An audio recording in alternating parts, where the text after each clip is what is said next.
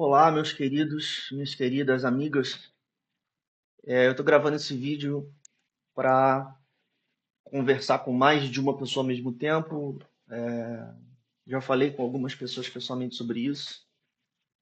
Achei que ia ser interessante. Inclusive, alguém me sugeriu recentemente que seria interessante fazer isso. Então, ao invés de mandar mensagens individuais, vou fazer um vídeo destinado a vocês, né?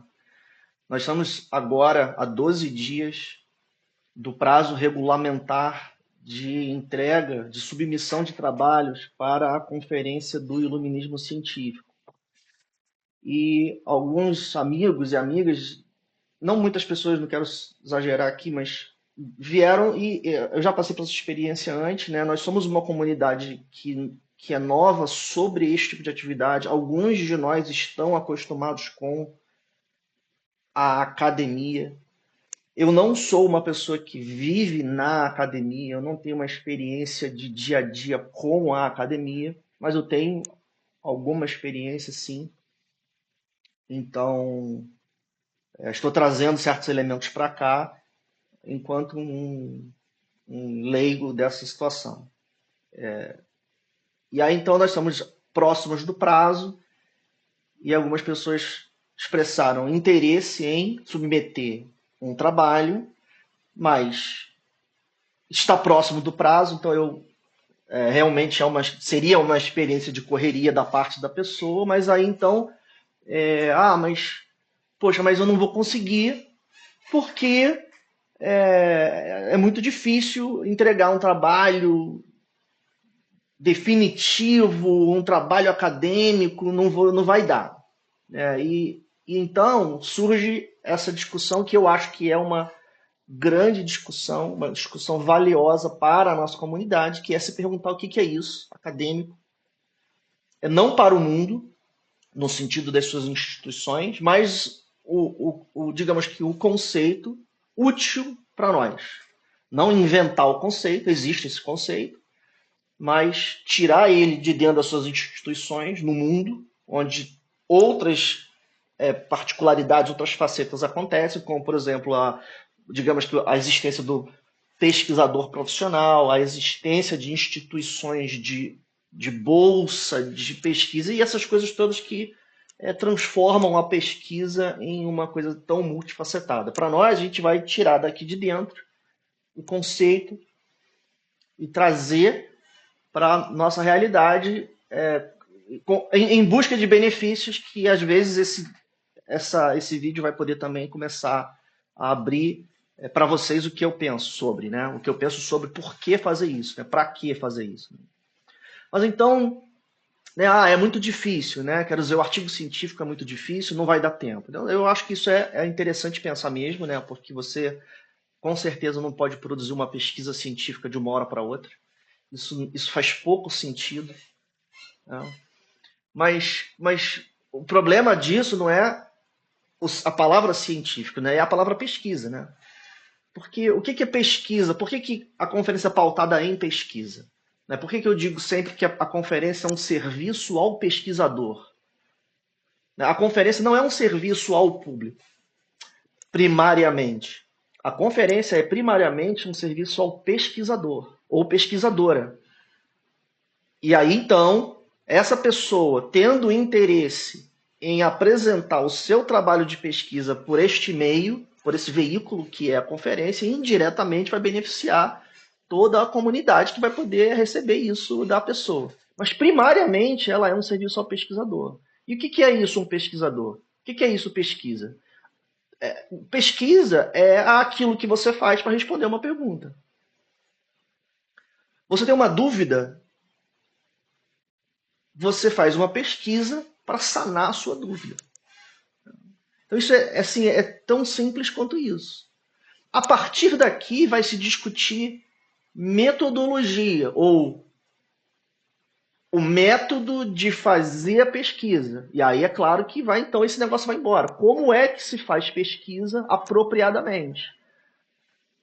Pesquisa que vai levar a uma resposta boa. Isso é uma questão de método e isso é uma questão de discussão coletiva. Um determinado coletivo de pesquisadores vai discutir isso e aí então vai se gerar esse saber, a metodologia, o saber do método.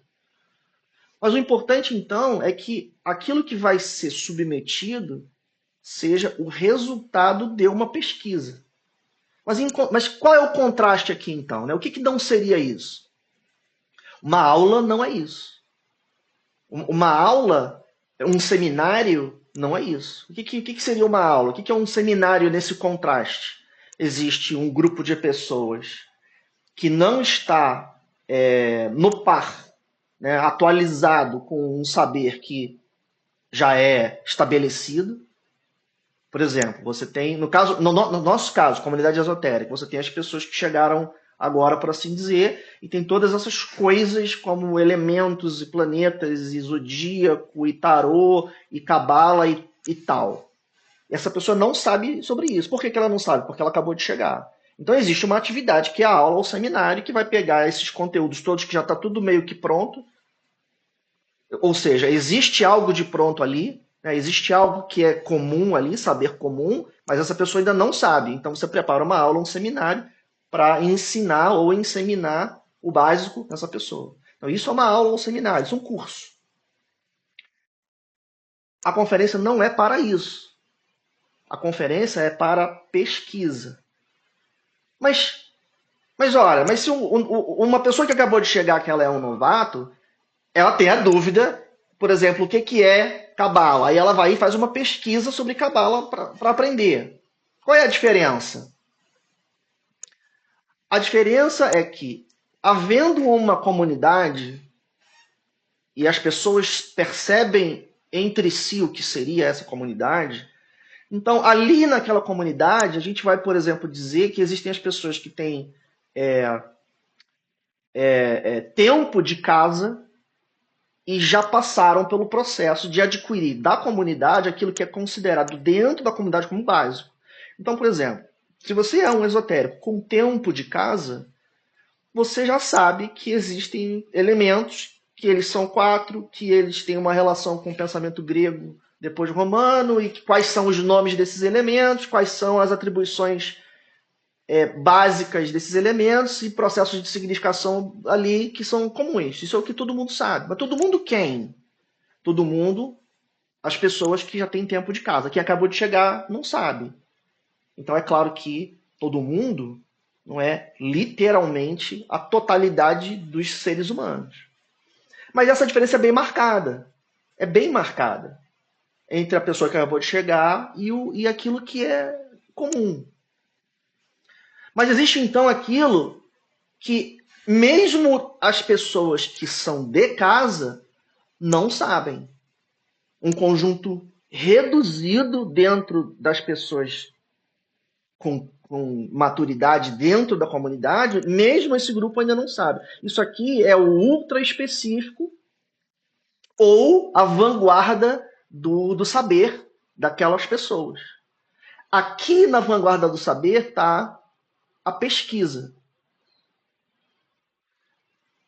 Porque o que seria a vanguarda do saber? É uma coisa que foi descoberta ou recentemente, isso sempre com relação a uma comunidade. Não adianta dizer que tem um pessoal no Japão que já sabia, isso não importa. Aqui dentro dessa comunidade, se existe algo que ele, digamos que foi recém-descoberto ou redescoberto, e ainda não propagou para toda essa conjunto de pessoas que são maduras dentro do grupo, isso aqui é uma pesquisa para este grupo. É uma descoberta textual. Por exemplo, pesquisa historiográfica, ou seja, eu descobri que no acervo da biblioteca do Arsenal da França tem uma cópia do manuscrito lá tal e tal e tal. Ah, mas pô, todo mundo lá da França já sabe disso, sei lá, os historiadores franceses todos já sabem. Tá, mas e a nossa comunidade, já sabe? Ah, não tem esse saber. Então tá, então eu vou trazer isso aqui como objeto de pesquisa. Em que sentido? Pesquisa de material. Fui até o acervo online digitalizado e assim por diante. Isso é um tipo de pesquisa. Ou então pesquisa, sei lá, etnográfica. Eu fui lá numa comunidade em determinado lugar do Brasil, vivi lá há um certo tempo e agora estou trazendo essa informação para cá.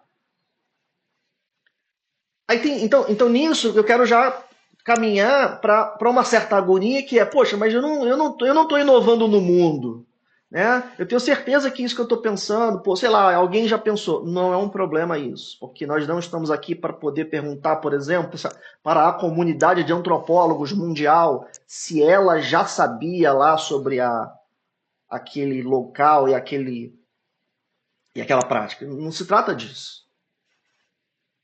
Dentro desta comunidade, se isso daqui é uma coisa que vai trazer novidade para o grupo, então isso conta. Se isso é uma reflexão pessoal, porque existe essa ideia de que acadêmico é citar os outros. Não. Se você tem uma reflexão pessoal bem desenvolvida, né? Não é eu acho ou estou pensando nisso, porque aí não conta, mas uma coisa super bem desenvolvida. Você produziu um arcabouço de pensamentos sobre um determinado assunto, que responde a uma determinada pergunta, pesquisa em filosofia, por exemplo. Então, essa ideia de que existe uma comunidade de pessoas, nossa comunidade, a ideia de que existe aquilo que já está estabelecido, de que não é novidade. Né? Ah, Malkuth é o nome da emanação que corresponde ao número 10. Isso não é uma novidade. Isso você vai ensinar a uma pessoa que acabou de chegar. Mas antes de Eliphas Levi, antes sei lá, de Saint-Martin, quem é que falava que havia um pareamento simbólico entre os 4 elementos e os naipes do tarô? Essa pergunta, todo mundo que tem maturidade na comunidade sabe a resposta? Ah, sim, então isso aqui é matéria de aula seminária. Ah, não, isso aqui é um ponto super aberto de história. Ah, então talvez exista uma pesquisa que vai responder essa pergunta. Ah, a comunidade tem interesse em enteógenos. Tá, mas está todo mundo sabendo sobre o estado atual da pesquisa sobre enteógenos em bioquímica? Ah, não, então possivelmente você vai fazer uma ponte, uma pesquisa do tipo levantamento bibliográfico no estado da arte. Entende o que eu quero dizer? Não tem necessidade aqui de que a gente vá trabalhar, sei lá, no topo do mundo e ensinar para o planeta Terra uma coisa que ninguém sabia. É suficiente que essa condição de novidade, que essa condição de inovação, ela seja inovação para este grupo de pessoas. O grupo de pessoas madura dentro do grupo. Aonde você vai então contribuir uma ponta de lança, uma vanguarda, e avançar a vanguarda do grupo. E a partir daí o grupo vai dizer, não, agora o grupo como um todo, agora inclui essa pesquisa. Está referenciada nos anais do congresso, conferência e tal, e tal, e tal. Daqui a 10 anos, quando alguém for pensar sobre isso, vai ter lá um artigo dizendo, olha, essa pesquisa foi feita 10 anos atrás, e assim por diante.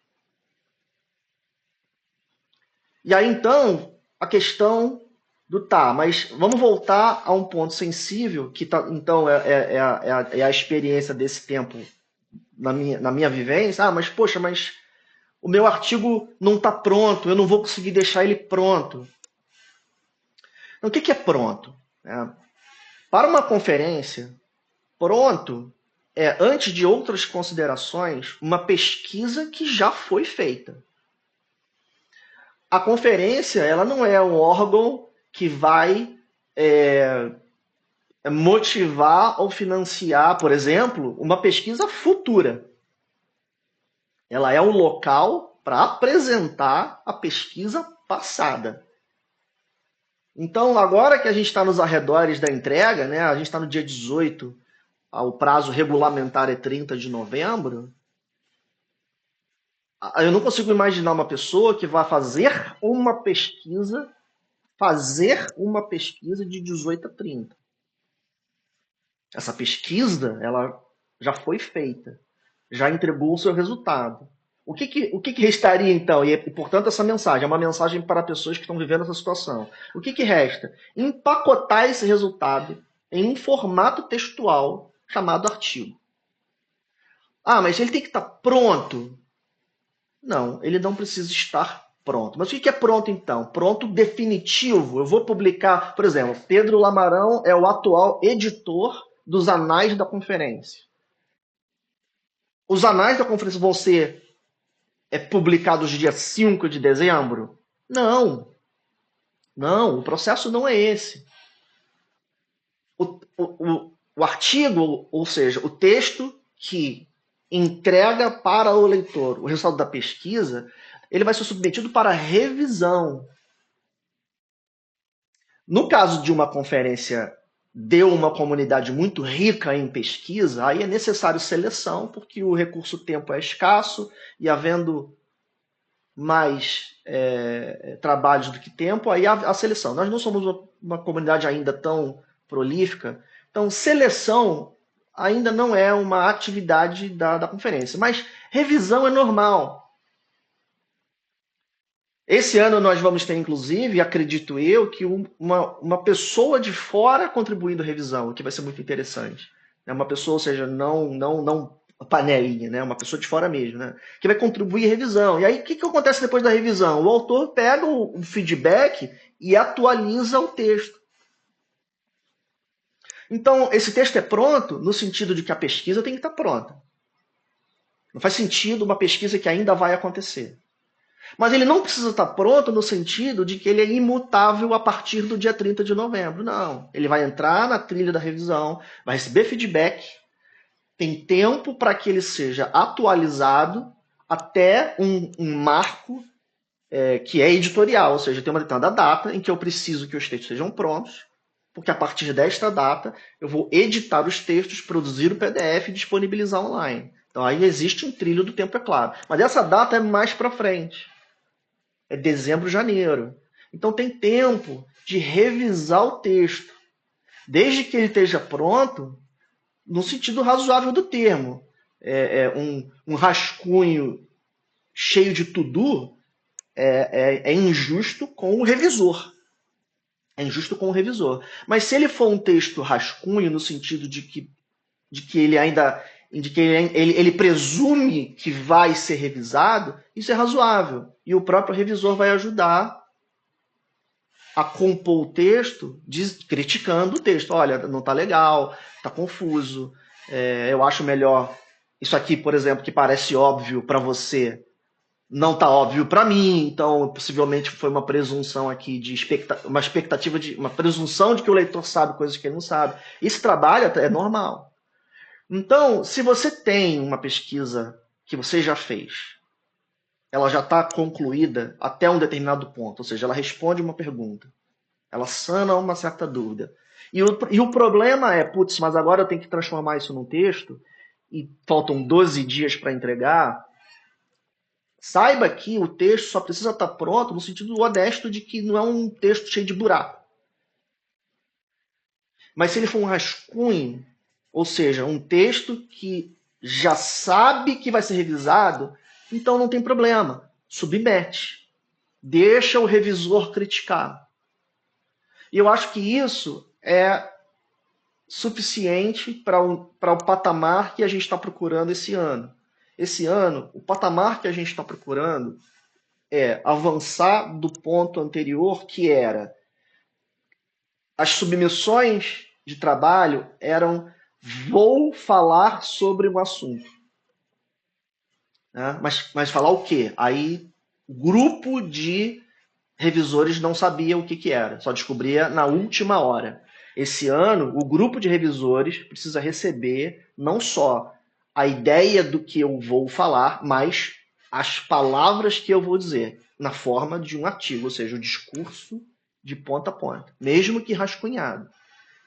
Aí a gente vai poder começar a ter verdadeira revisão. Não seleção de conteúdo, mas revisão por pares. O colega dizer, cara, olha só, deixa eu te falar sobre o que eu acho do seu artigo, no sentido de feedback construtivo científico acadêmico. Então, esse ano vai ser a primeira vez que a gente vai poder fazer isso. Então, tem esse jogo aqui. Né? Ele tem que estar pronto para o revisor ler. Mas ele não precisa estar pronto para ser publicado. Isso talvez seja suficiente para que você relaxe e consiga escrever o resultado da sua pesquisa em 12 dias, se ainda não começou a escrever.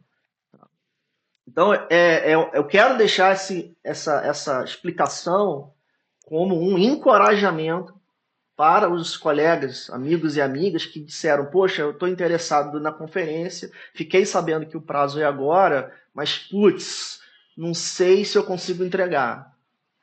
Tudo bem, então eu também não sei se você vai conseguir entregar, mas saiba que não precisa ser a coisa mais galáctica. Um rascunho para o revisor ler, não um rascunho cheio de tudo, né? Um draft textual, um texto que está pronto, mas não está pronto.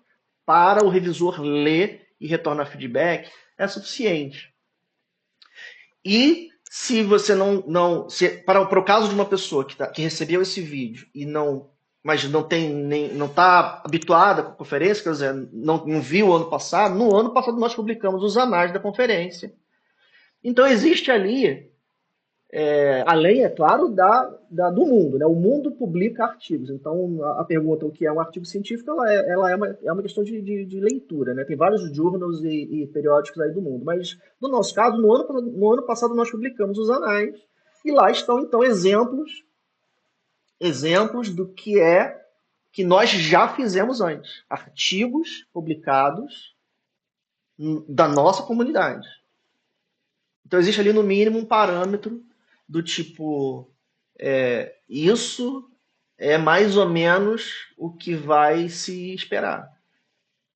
Eu espero que seja encorajador, eu espero que essa mensagem seja encorajadora, porque eu acredito que esse jogo do acadêmico, tirado das suas instituições complicadas lá do mundo lá fora e trazido para cá, ele deve aprimorar o nosso pensamento dentro do seu mundo.